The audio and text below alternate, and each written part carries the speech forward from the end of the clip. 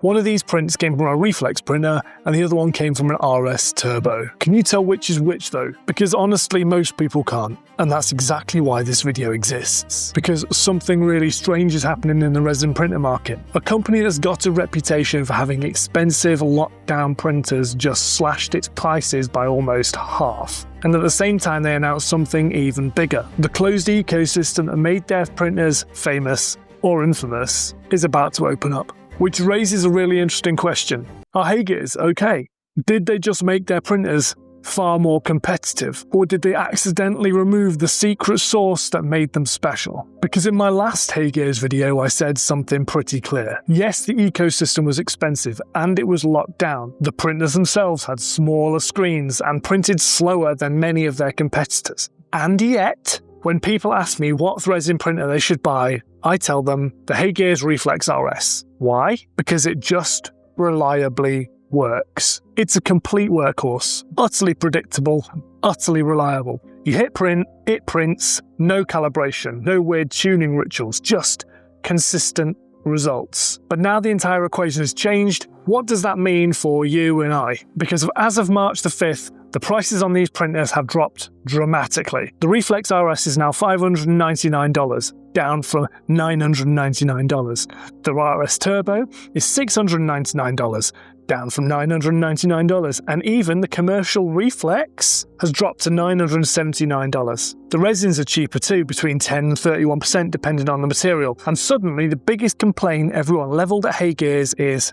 basically irrelevant. But the ecosystem story is changing too, because HeyGears have confirmed that later this year the entire ecosystem is opening up. That means you'll be able to print with third-party resins, fully supported on the machines, generate your own custom profiles, as well as tweak HeyGears' existing profiles yourself. So more freedom, which sounds great. Unless you think that the reason HeyGears was so reliable was because of that closed ecosystem. But now the main question I want to ask you is, with the price of the printers falling, which HeyGears printer is the one that you should buy today? Because I've got quite a lot of experience with HeyGears now. I've been printing with the Reflex since April 2024 and the Reflex RS since April 2025. And between them, I've got thousands of hours of printing. So in this video, we're going to do a proper side-by-side comparison between the Reflex and the Reflex RS Turbo. Same models, same conditions, and we're going to be testing something I've been wanting to test since Formnext last year. HeyGears' new PAF 10 resin and, most excitingly, the ultra clear glaze. Full disclosure here though, HeyGears have actually sponsored this section. That's just a bit about their new PAF 10 clear and the HeyGears glaze, but as you can see on screen, that did not mean that I went easy on it. And so by the end of this video, we'll be able to answer 3 questions. Which printer is actually faster? Which produces better real-world prints? And most importantly, which one should you buy? Spoiler alert though, it's probably not the one you expect. So, do you remember those 2 prints? They're sold on CG Trader, by the way. I'll pop a link down below which will get you 10% off the entire site. One came from the Reflex, one came from the Reflex RS. I'll give you a few seconds. And if you said the one on the left-hand side was from the Reflex RS, you would be absolutely right.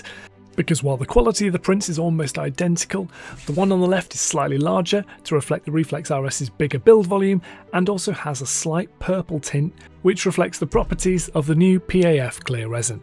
Did you get it right? Well, it's okay if you didn't because they are quite similar. And that's actually surprising because these 2 printers are actually, fundamentally anyway, quite different printers. And one of the biggest differences between them is the light engine. Now, if you don't know, the light engine changes how the resin cures. The Reflex has a 385 nanometer UV light source. Most consumer resin printers, however, have, like the Reflex RS does, a 405 nanometer light source. Now that might sound like a tiny little detail, but it really changes how the resin cures. 385 nanometers allows for a very controlled polymerization and supports more specialized engineering materials. So think materials with temperature resistance or specific tensile properties. That's one of the reasons the Reflex ends up being used in more controlled environments like dental labs. It's incredibly controlled, utterly predictable, but there is a trade-off, which is the speed. The Reflex prints slower. And the screen resolution is also a little bit lower than newer machines because these machines are optimized for reliability, not for speed.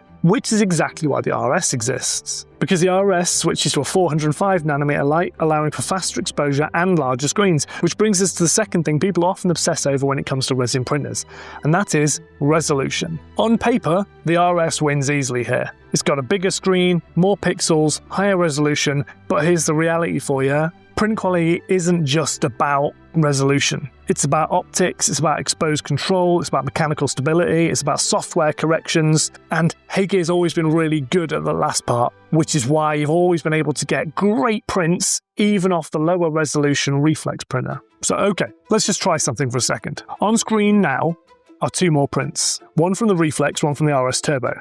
Take a second. Can you tell which is which? Pop your guesses down in the comments and the winners will get internet points, I guess. Now I'll say this again, most people can't tell the difference. And that's kind of the point I'm trying to make. Marketing loves bigger numbers, but what really matters is consistency and how the settings are tuned. So at this point you might be thinking, well, if the print quality is almost identical, why would anyone choose the slower and more expensive Reflex printer? And you're right. If during that last bit you found yourself thinking, what does 385nm even mean? Or thinking, well, James, I just want to print miniatures. Then you, like 99% of other people watching this channel, want to buy the Reflex RS. On paper, the Reflex RS completely dominates the spec sheet and, like I say, is the printer that most of you should buy. It's got a bigger screen, it's got higher resolution, it's faster. It's just more optimized towards what we do quite a lot of, which is printing miniatures. But there are two things the spec sheet doesn't really show you. One shows why the Reflex printer still exists, and the other explains why I think the Reflex RS Turbo is actually the better buy. And the first of those is workflow. After thousands of hours of printing on these machines, the Reflex is still the only one in the video that can print engineering resins. It's an engineering tool and one that can print stuff like this.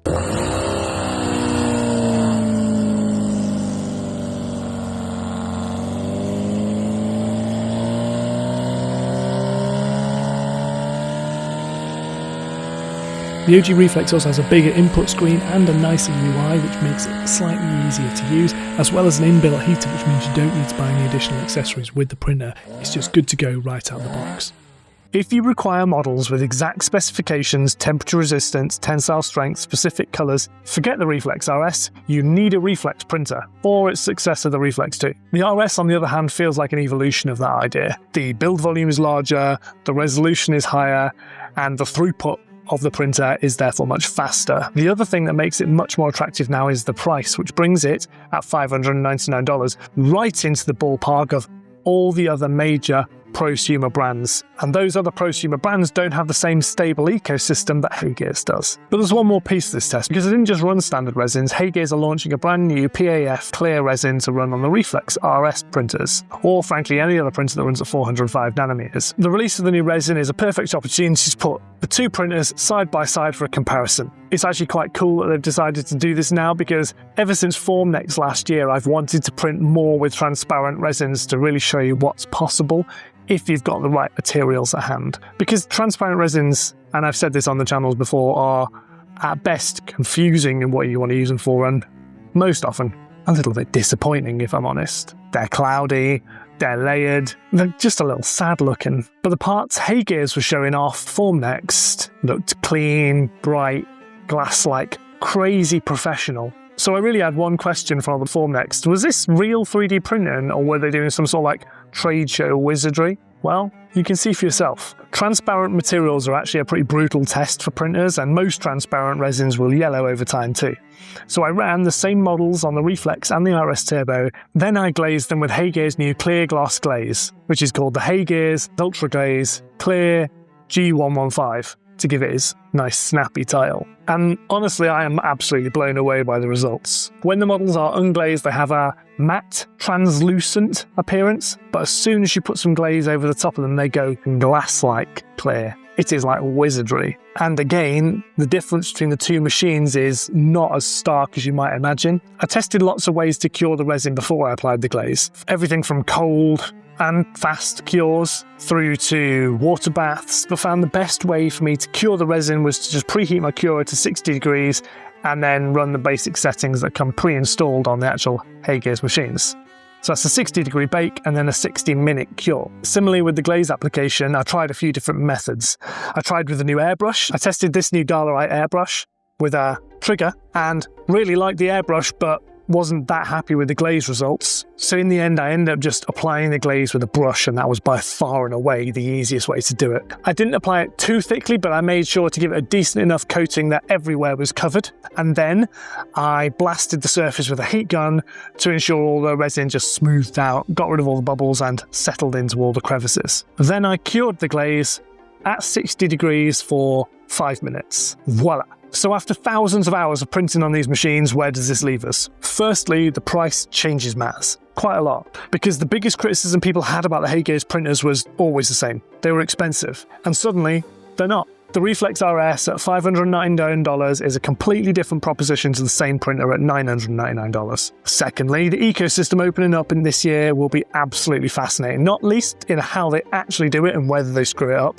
Video coming on exactly that topic. But for years, these printers worked so well because they were so tightly controlled and so slacking and off the grip. I'll be interested to see whether users start experiencing lots of issues which weren't necessarily a thing beforehand. Opening up the system will give people more flexibility, but will definitely introduce more variability too. And third, the resolution debate. After running these machines side by side for months, I'm convinced more than ever that resolution, let's conservatively say, it's not the whole picture, but I'm more inclined to say that above a certain level, 4K in this case, it basically doesn't matter. The Reflex may well have the lower spec screen, but the real world prints are still excellent, which tells you that it's more about the tuning and the settings than the number of pixels in your screen. So which printer should you buy? Well, if you already own a Reflex, well, keep it.